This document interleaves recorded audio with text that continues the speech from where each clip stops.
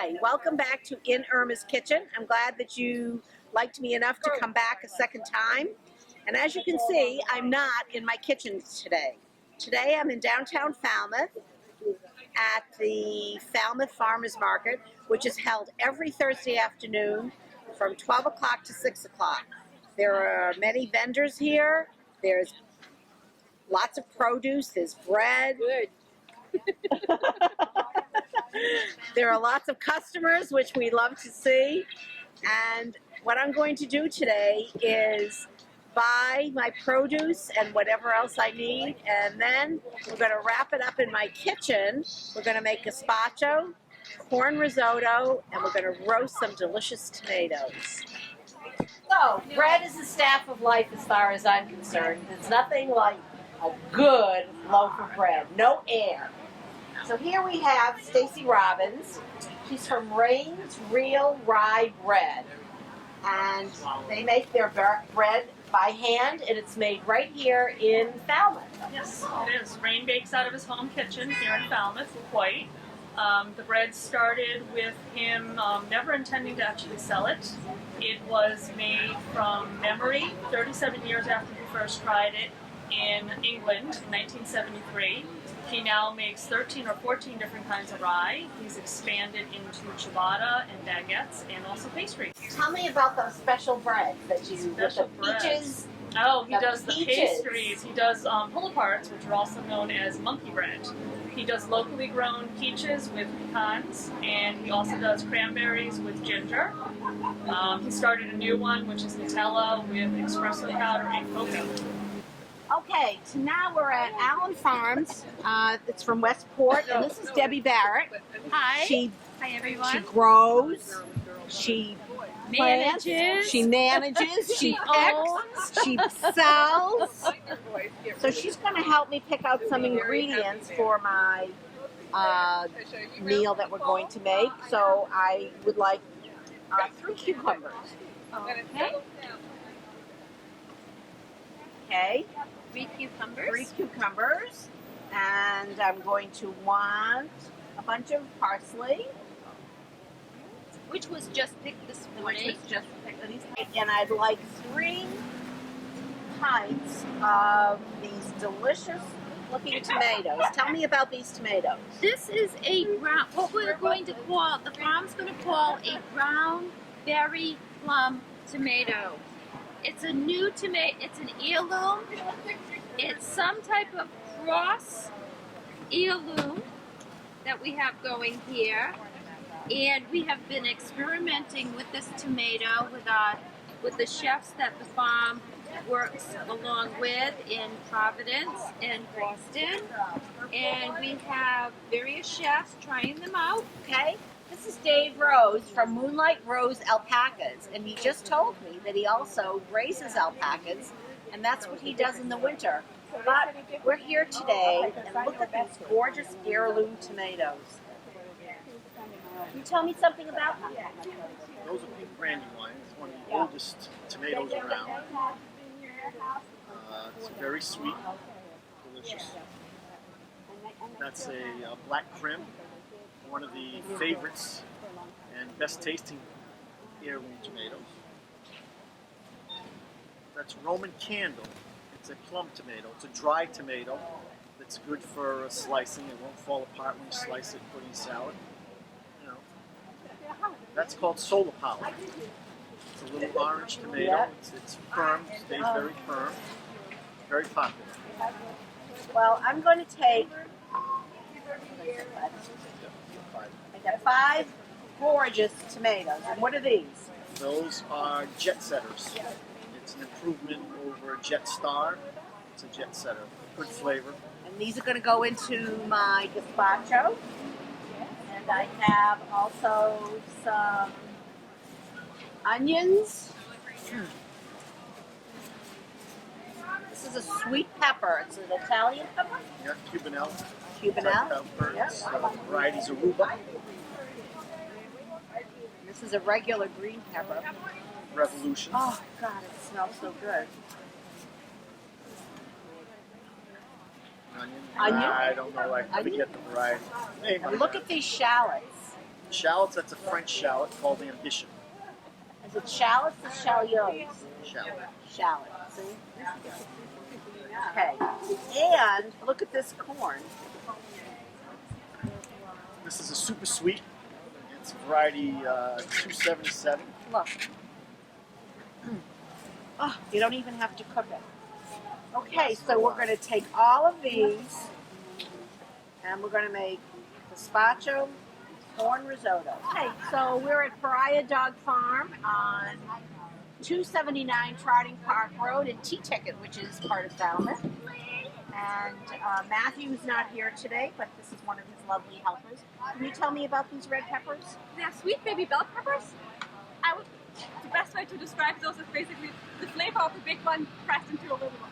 So Okay. they're very flavorful. And I was told that you make your own maple syrup. Yes, we have local trees. Since he's a landscaper and has a landscaping business, he tapped the trees on the properties he's plowing or cutting grass on. And some on our property on his farm, he has like I think 4 maple trees. And we have a sugar shack. It takes a lot of process. It's like from 45 gallons, it makes 1 gallon of maple syrup. Wow. So it's a lot of work, but it's a lot of fun too. Okay, so here is Sarah Reynolds, and this is Found Bread. Sarah is going to explain to us why it's Found Bread. So found comes from this idea of finding old traditions, old crafts. So I make all of my bread with a starter. So no bread has any commercial yeast, so it spends a full day rising before it's baked. So the idea of found is this discovered old trade, or old craft, I should say. October 9th. And you made this today? Yes, all those were baked late last night and this morning. Great. I'm going to buy some flatbread. What am I going to do with it when I get it home? It's pizza crust, so I have them on ice under the table. Basically, just let it defrost and put your toppings on it, and then throw it in a hot oven for 8 minutes, and then it'll be a crispy pizza.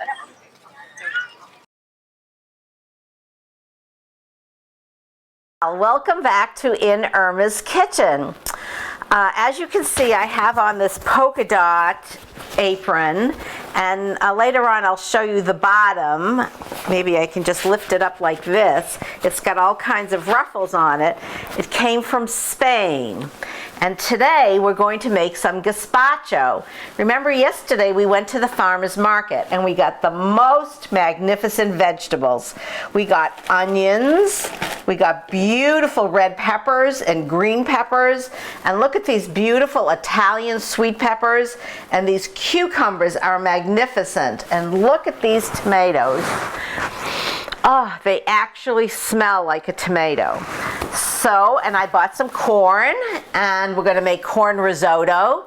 And I bought some other lovely tomatoes, these little purple plum tomatoes. I forgot the name of them. I should have written it down. And we're going to roast them. And we bought other things yesterday too. We bought bread, we brought flatbread, and we brought cornbread. There's so much at the farmer's market. So now we're in the kitchen and we're going to start cooking. We're going to start with our gazpacho. Now, gazpacho, you can use a Cuisinart. It's the easiest thing. So first we're going to chop up the vegetables. We don't want them pureed. Remember that. You don't want anything pureed because you want to taste them. So I'm going to cut them into pieces. We're going to do each vegetable separately.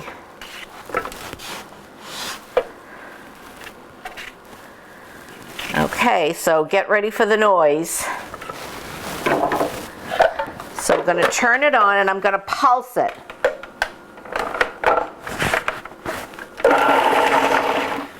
So if you give it a couple pulses, that's exactly what we want it to look like. And you can leave some of the pieces that are big. See how perfect it is. We're going to take a spatula and we're going to take it all out. Put your finger in the bottom so the blade doesn't come out. And if you don't like the bigger chunks, you can stick them back in. All right, now I'm going to put in the green pepper. So that was 1 red pepper, 1 green pepper, And you could put in a yellow pepper as well for color. That would look nice. But I've decided, instead of putting in the yellow pepper, to put in this beautiful green Italian pepper. It's a little sweeter. Okay, get ready for the noise. Pulse 1, 2, 3, one more. And then we take it out. So we're really going to have like a salad in a bowl. And it's very, very healthy. The better, the longer you let it sit, the better it's going to be. So we're going to make it today, and I'm actually going to serve it on Sunday. It's Labor Day weekend and everybody's having company, so we're having company, and that's going to be just perfect, except Bruce and I will taste it today, I promise you. Bruce likes to taste, and he should. He's doing all this work behind the camera. 1, 2, 3. One more.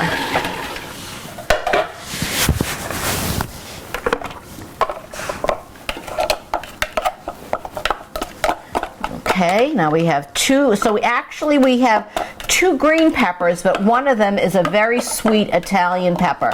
So you could substitute that one if you can't find it for a yellow pepper or an orange pepper, which would be absolutely gorgeous. Now we have these beautiful cucumbers. I did not take the skin off. They are too perfect. I seeded them. I'm going to show you how I do that. I'm using 2 cucumbers. So I quartered them, as you see. And this is how you take the seeds out. You just quarter them and then leave a few in. These seeds are, see, they're really small, so they're okay. A lot of people get indigestion from the seeds, and that's why a lot of people like to use the English cucumbers. But these are fresh from the garden. They were picked yesterday. So I have so far in here 3 peppers, 1 green, 1 red, and 1 Italian. 2 cucumbers, and each of these vegetables makes its own little juice. So you want to mix it up a little bit. But we are going to add something else. Okay, so here's our cucumber. Look how beautiful it looks. Oh, and it actually smells like a cucumber. It's the wonderful thing about going to your local farmer's market, is that you get your vegetables fresh. They're usually picked the morning of the market, so you know that they're going to be at their absolute peak. Okay, now we're going to do our onion. I even got an onion at the market. Season's perfect. So I already peeled it, and it's 1 onion.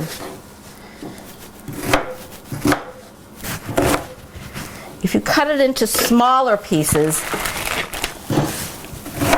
the Cuisinart, or the food processor, you don't have to use Cuisinart, will process it better.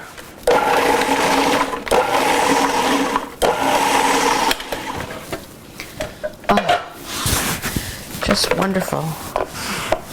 Okay, so I've done 1 onion, 1 green pepper, 1 sweet Italian pepper, and 1 red pepper. I've done 2 cucumbers. Now I'm going to put in my garlic, and I'm going to add my liquid because I want my garlic to be really, really fine. So by adding a liquid, it will process better. So some of you are sitting there and saying, well, I don't have a food processor. What do I do? Well, you can still make it by chopping it really, really fine. It does take a little extra work, but you can do it. And I'm going to take some parsley that also was picked yesterday, and I'm going to put that in there.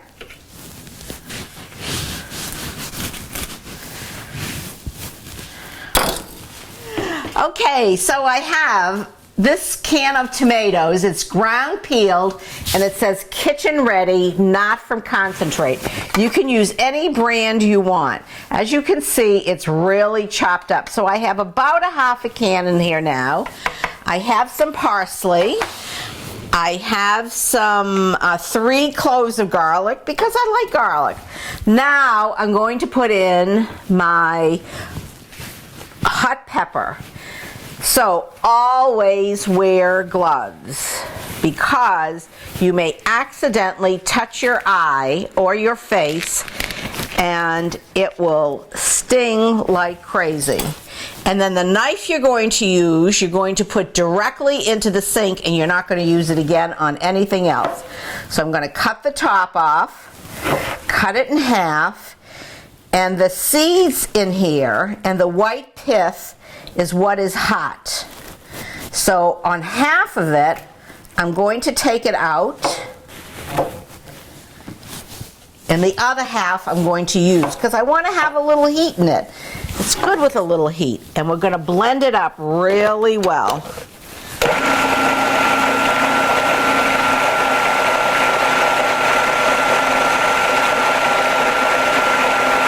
Okay, so in here we have, I'm still blending the canned tomatoes, the parsley, the garlic, and the hot pepper. So I have in here a jalapeno pepper, remember? And it's very, very strong, but not as strong as other peppers. There are some peppers that are much, much stronger. And if that be your choice, then use it. Or you can use 2 jalapeno peppers. Okay, so now we have putting this in, and then we're going to put in the main ingredient, which is the tomatoes.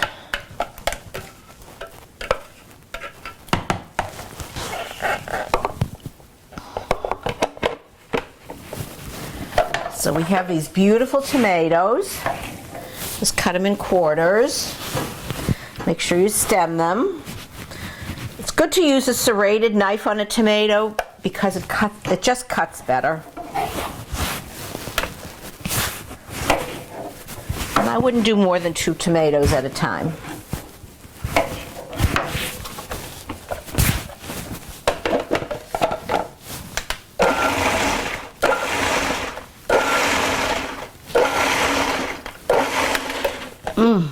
That's beautiful.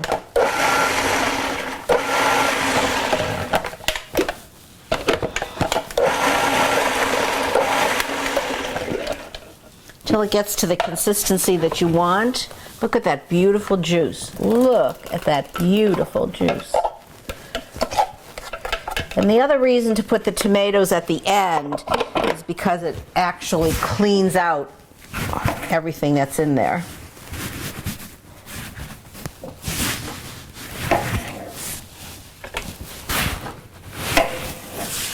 Oh, I love tomatoes. Tomatoes in the summer and corn. There's nothing like it. So the first year I decided to grow tomatoes, what did I know? So I bought a flat and a half of tomatoes. And I planted them. What did I know? It was just a few tomatoes plants as far as I was concerned. I had so many tomatoes that my daughters would go out and pick them and put them on a table outside our house, and people would just come and take them. 18 tomato plants is way too much. I got smart and I only do 2 or 3. Now I don't do any. I leave it to the farmers.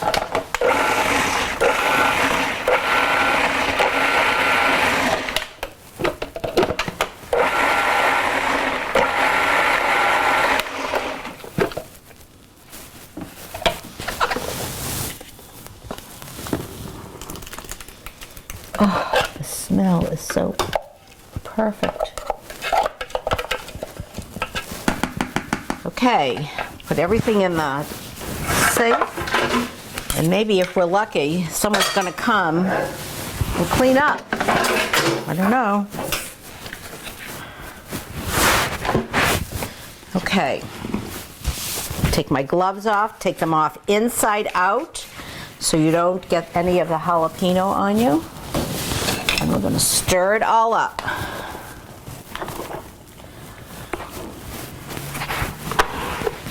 I'm going to get this out of the way. I'm not going to use it again.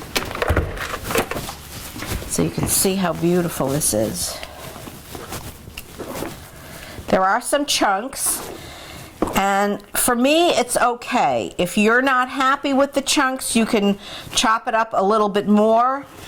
Some people take a immersion blender, which is a long stick, and it has a very, very swift blade on the bottom, and they then will put it in and blend some more to make it more pureed, I guess. I just love the chunks. So now we're going to add our flavorings. We're going to add some salt, and I would start with half a tablespoon. And I like pepper, so we're going to put in some freshly ground pepper.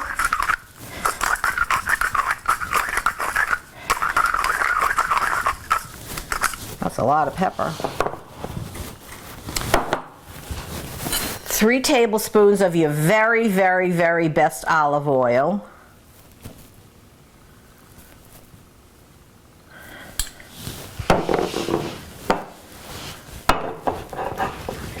And 3 tablespoons of some nice red wine vinegar.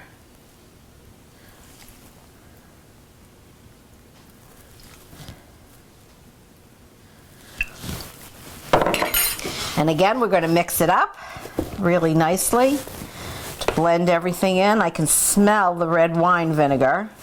If we had smell-o-vision, you could smell it.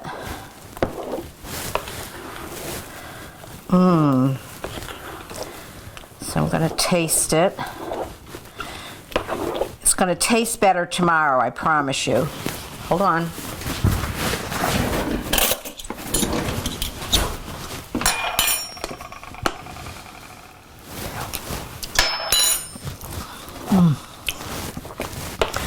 I can taste the good olive oil, and I really have good olive oil.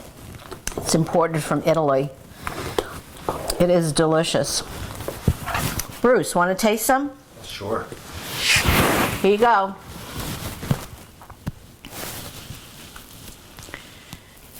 Is it delicious? Fabulous. I'm so glad to get that. Oh. Well, you're part of it too. You know, I think the cameraman is important. I'll happily be the taster. Okay. So, we're done with our gazpacho. See, it didn't take too long. Fortunately, we have a blender. Gonna cover it, burp it, and put it in the fridge. So now we're going to make some corn risotto. Risotto is a wonderful rice dish. It's made with arborio rice that comes from Italy. This particular container says risotto on it already, but you can buy it anyway. It's arborio rice, and it is creamy. If you look at the kernels, you can see, I'll put them on the red so maybe you can see them better. They're short, little stubby, and the way you want to cook them is al dente. So when we cook it,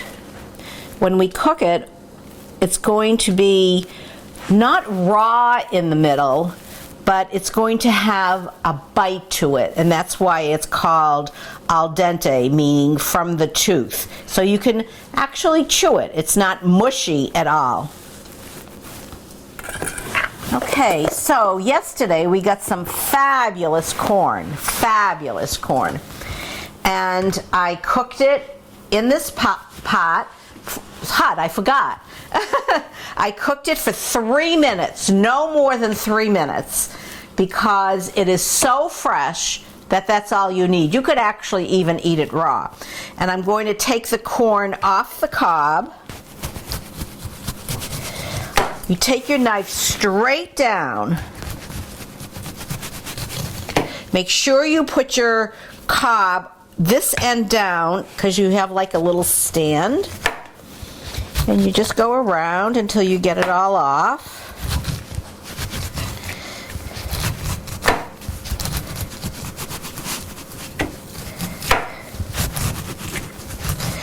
I took about 2 quarts of boiling water, and I added a tablespoon of salt, and that was it. And then I took the cobs, put them back in the pot, added a little bit more water, a little bit more salt, maybe another teaspoon or so, and then I cooked them for about 20 or 30 minutes until I could really smell the corn and the corn smell, and that is the stock that I'm going to use. If you don't have corn, if you're going to use frozen corn, then just use either chicken stock or vegetable stock. I would not use beef stock. It just wouldn't work. But you could use chicken or vegetable. But of course it is much, much better. All right, so we're going to make this delicious corn risotto. First of all, I also got shallots at the market yesterday. I chopped them up. There are 2 shallots in here. These are very large shallots. So I would say about a cup of shallots. And I got garlic. I have 3 cloves of garlic. So I'm going to add some olive oil, a little bit of butter for flavor, and then we're going to add the shallots first. You want your oil hot, because if you don't have it hot, it will absorb the oil instead of sautéing it.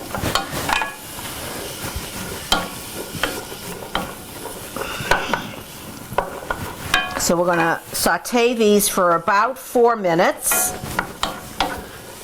Okay, so our 4 minutes are up. It's very important to layer your flavors. So we're going to add a pinch of salt, a little bit of ground pepper, and we're going to add 3 finely minced cloves of garlic. That's only because I like garlic. You can use 1, 2, or 3. So far in here I have 1 cup of shallots, maybe 2 tablespoons of olive oil or 1, and I put in about a half a tablespoon of butter.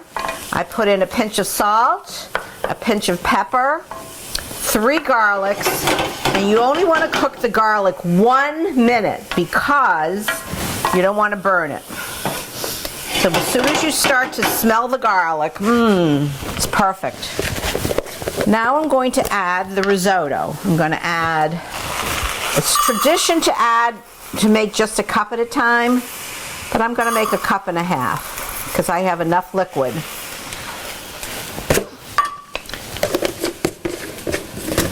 And now we're going to saute the risotto until the edges of the kernel start to become translucent. And that can take anywhere from 3 to 6 minutes. So I'm just going to let it sit, and I'm going to keep stirring it for a while. And I'll meet you back when it's done. Okay, so this is almost ready now. I want to tell you about the pan that I'm using. This happens to be an all-clad, but the most important thing about this pan is that it's like a round pan with a shallow side, as opposed to this, which is a stock pot. The reason for doing this, as you will see, when I'm adding the liquid is going to be absorbed and it's going to evaporate at the same time. So you need to have a wide pan in order for this to occur. You don't want to use a small saucepan because it just won't work. So now that the rice is ready, I'm going to add, I don't know, maybe 3/4 cup of wine. White wine. any kind you have in the house. And you can add up to a cup. So again, we're going to mix it. It's going to absorb, the rice is going to absorb it. The alcohol is burning off, and it's also picking up the little brown bits in the bottom of the pan, which are very, very flavorful. And the sad thing about risotto is that you stand here and you cook and you stir for about 20 to 30 minutes. But I'll tell you, it is well worth it. So in my stock pot, I had 8 ears of corn that I had bought yesterday. I stripped them, I cooked them for 3 minutes, then I threw the cobs back in, and now I have this delicious stock. So I'm going to add 1 cup at a time, make sure that it's warm. You don't want it to be cold because it'll stop the cooking process. And just stand here and mix until it's absorbed. And you're going to need about 3 to 4 cups, depending upon, of course, how much rice. I would say for 1 cup of rice, 3 cups is enough. But remember, I added that extra half a cup. So we just need to keep stirring. So we have in here, let's go over the ingredients so far again. A cup of shallots that we sauteed in some olive oil and butter. Then I added some salt and pepper and 3 minced garlic. Sauteed it just for a minute. I added the rice. I cooked it for about 4 to 6 minutes. And then a half a cup of wine. And now I've added 1 cup so far. Each one of these little ladles is a half a cup. So far I've added 1 cup. Look how beautiful it is. It's so creamy. It is absolutely perfect. So I used about 4.5 cups of liquid. It doesn't make any difference how much you use. It's the consistency that you're interested in. You're interested in the creaminess of it, and you're interested to know that the rice is done al dente. Perfect. So now I'm going to add the corn, about 2 cups of corn. Again, it's to your taste. I'm going to add some parsley. I'm going to add about 2 tablespoons of butter. And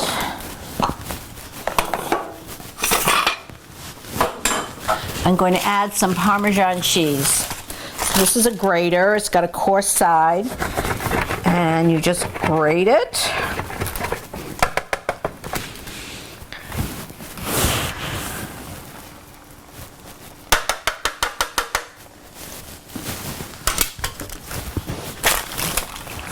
And you want about a cup of Parmesan cheese.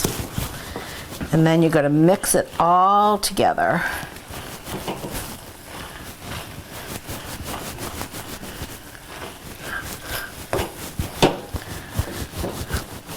So if you were making a risotto and did not want to use corn, say you wanted to make a mushroom risotto. So you would do everything the same, except you would use a vegetable stock or a chicken stock. You would cut up the mushrooms, chop them up finely, and add them instead of the corn. Everything would be the same. If you wanted to make a shrimp risotto, which is really delicious, you could cut up the shrimp. It would already be cooked, or you could not cook it. It would, because shrimp cooks so quickly. So you could do it either way. And again, you would either use a vegetable stock, or you could make your own shrimp stock by taking the shells. Okay, this is done. I'm going to taste it, see if we need any more salt or pepper.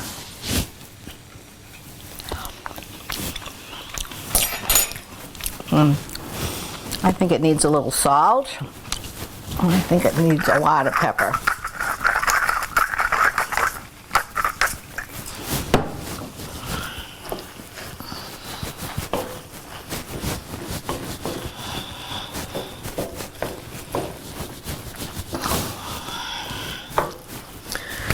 Let me get a clean fork and I'm going to give Bruce a taste. Here you go, Bruce.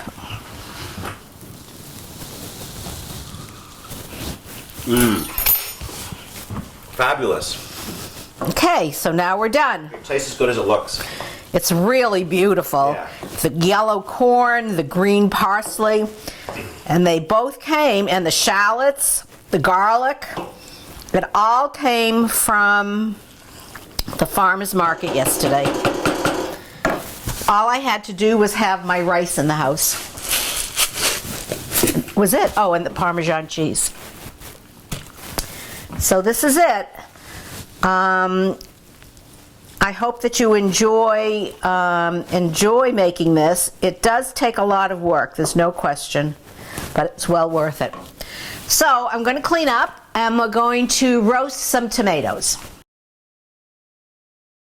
So now we're going to roast some tomatoes. These are very handy to have roasted tomatoes around. You can always add them to some pasta. You can put them on top of this delicious flatbread that I also bought at the market yesterday from Sarah Reynolds. She makes these herself. So you would take the tomatoes after you've roasted them, put it on, and then take some nice fresh mozzarella or some feta cheese or some goat cheese, and then take some delicious fresh basil and put it on. Stick it in a very hot oven, like 450 degrees, for a very short time. The bread will crisp up and it will, the cheese will melt, and you will have a delicious little pizza. These are delicious. They're wonderful. So I'm going to show you how to roast tomatoes. And these are heirloom tomatoes that I got from Allen Farm. So you just take the top off, cut it in half, put it on your tray. I have this lovely little tray here. So you just want to take the stem off. Look at the color. See, the inside is almost like purplish brown.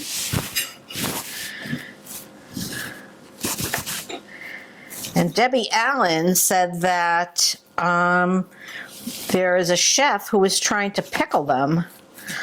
That sounds like it's delicious.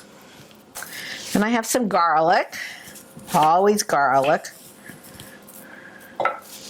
Always want to put some garlic in. Roasted garlic is delicious.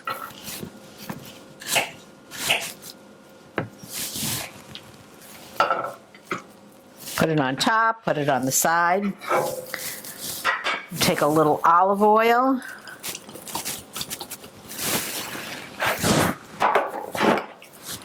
Some salt, pepper. Very hot oven, 450 degrees for 40 minutes, 45 minutes.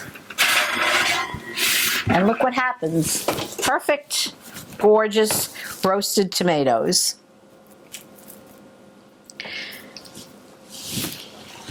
You could take your pasta, put after it boils and it's at the right al dente, put it in, strain it into a bowl. So the pasta is hot. This can be hot or it can be cold. Take as much of it as you want, pour it over, put some mozzarella cheese, mix it up quickly, and the heat from the pasta will make a lovely, lovely sauce.